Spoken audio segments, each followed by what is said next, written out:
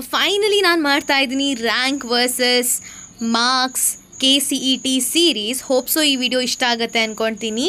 So ಬನ್ನಿ ಶುರು ಮಾಡೋಣ.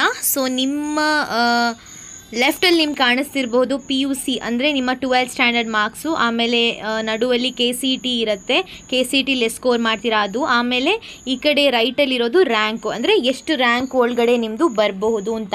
ಸೊ ತುಂಬ ಜನಕ್ಕೆ ಕ್ವಶನ್ ಇತ್ತು, ನನ್ನ ಹತ್ರ ಕೇಳ್ತಾ ಇದ್ರಿ ಎಷ್ಟು ಬರ್ಬೋದು ಅಂತ.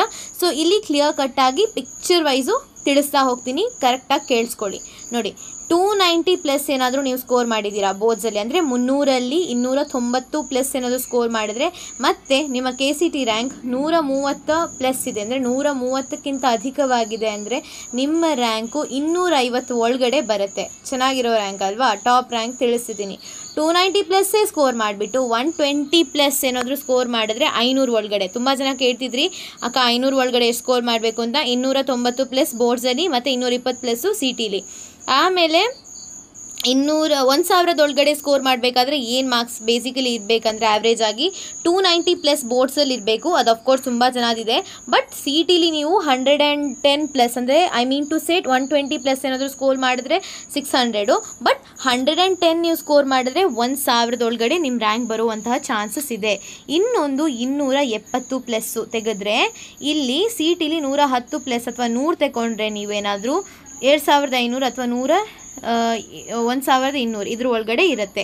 260 ಪ್ಲಸ್ ಇದ್ದು CETಲಿ 100 ಪ್ಲಸ್ ಇದ್ದರೆ ನಿಮ್ಮ ರ್ಯಾಂಕ್ ಇರೋದು 4000 ಒಳಗಡೆ. 260 ಪ್ಲಸ್ 90 ಪ್ಲಸ್ ಇದ್ದರೆ 7500 ಒಳಗಡೆ ಬರುತ್ತೆ. ಇಷ್ಟು ಪಿಕ್ಚರ್ ಕ್ಲಿಯರ್ ಆಯಿತು ಅಂತ ಅನ್ಕೋತೀನಿ.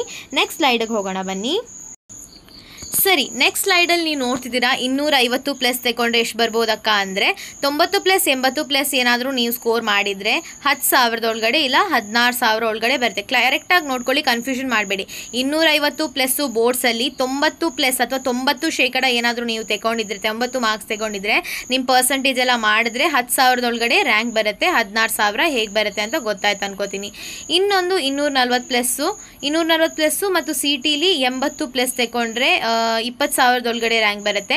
240 ಪ್ಲಸ್ ತೆಗ್ದು 70 ಪ್ಲಸ್ ತೆಗೆದ್ರೆ 27,000 ಬರುತ್ತೆ. ಮುಂದಕ್ಕೆ 230 ಪ್ಲಸ್ ತೆಗ್ದು 70 ಪ್ಲಸ್ ತೆಗೆದ್ರೆ 32,000 ಇದರೊಳಗಡೆ ರ್ಯಾಂಕ್ ಇರುತ್ತೆ. 230 ಪ್ಲಸ್ 60 ಪ್ಲಸ್ ಇದ್ದರೆ 45,000 ಒಳಗಡೆ. ಆಮೇಲೆ 220 ಪ್ಲಸ್ 60 ಪ್ಲಸ್ ಬಂದರೆ 52,000 ಒಳಗಡೆ ಬರುತ್ತೆ. 220 ಪ್ಲಸ್ ಮತ್ತಿಗೆ ನಿಮ್ಮ 50 ಆ್ಯಡ್ ಮಾಡಿದ್ರೆ, ಅಂದರೆ 50 ಬಂದರೆ ಅದು ಪರ್ಸೆಂಟೇಜ್ ತೆಗೆದ್ರೆ 70,000 ಆಗಿರುತ್ತೆ ನಿಮ್ಮ ರ್ಯಾಂಕು. ಇಷ್ಟಾಗಿತ್ತು ಮೀಡಿಯಮ್ ಸ್ಕೋರ್ ಬಗ್ಗೆ. ನೆಕ್ಸ್ಟ್ ಬರೋಣ ಲೀಸ್ಟ್ ಸ್ಕೋರ್ ಬಗ್ಗೆ ಮಾತಾಡೋಣ ಬನ್ನಿ. ಸೊ ಇವಾಗ ಆ್ಯಾವ್ರೇಜ್ ಸ್ಕೋರ್ ಮಾತಾಡಿದ್ವಿ, ಟಾಪ್ ಸ್ಕೋರ್ ಮಾತಾಡಿದ್ವಿ. ಇವಾಗ ಲೀಸ್ಟಲ್ಲಿ ಹೇಗಿರುತ್ತೆ ಅಂತ ನೋಡೋಣ. ಸೊ 210 ಪ್ಲಸ್ 50 ಪ್ಲಸ್ ತೆಗೆದ್ರೆ 80,000. ಇಷ್ಟಕ್ಕೂ ಕೆಲವು ಕಾಲೇಜಲ್ಲಿ ಸೀಟ್ ಸಿಗುತ್ತೆ, ಕೆಲವೆಲ್ಲ ತುಂಬ ಕಾಲೇಜಲ್ಲಿ ಸೀಟ್ ಸಿಗುತ್ತೆ, ನೀವೇನು ಟೆನ್ಷನ್ ಮಾಡೋಕ್ಕೆ ಹೋಗಬೇಡಿ. ಸೊ 200 ಪ್ಲಸ್ ಇದ್ದರೆ 50 ಪ್ಲಸ್ ಅಂದರೆ 1,00,000. 190, 180, 180 ಈ ಥರ ರೇಂಜಲ್ಲಿದ್ದರೆ 1,60,000 ಅಂದರೆ ಅದ್ರ ಒಳಗಡೆ ಇರುತ್ತೆ. ಇನ್ನೊಂದು 170 ಪ್ಲಸ್ಸು 160 ಪ್ಲಸ್ 50, 40 ಈ ರೇಂಜಲ್ಲಿದ್ದರೆ 2,00,000 ರೇಂಜ್ ದಾಟುತ್ತೆ ಅಂತ ಹೇಳ್ತೀನಿ. ಅದಲ್ಲಿ 130 ಪ್ಲಸ್ ಇದ್ದರೆ 20 ಪ್ಲಸ್ ನೀವೇನಾದರೂ ಸ್ಕೋರ್ ಮಾಡಿದ್ರೆ 2,80,000 ನಿಮ್ಮ ರ್ಯಾಂಕ್ ಆಗಿರುತ್ತೆ. 130 ಪ್ಲಸ್ ಮತ್ತು 20 ಪ್ಲಸ್ ಸ್ಕೋರ್ ಮಾಡಿದ್ರೆ 3,00,000 ಆಗಿರುತ್ತೆ ನಿಮ್ಮ ಸ್ಕೋರ್. ಇಷ್ಟಾಯಿತು final score.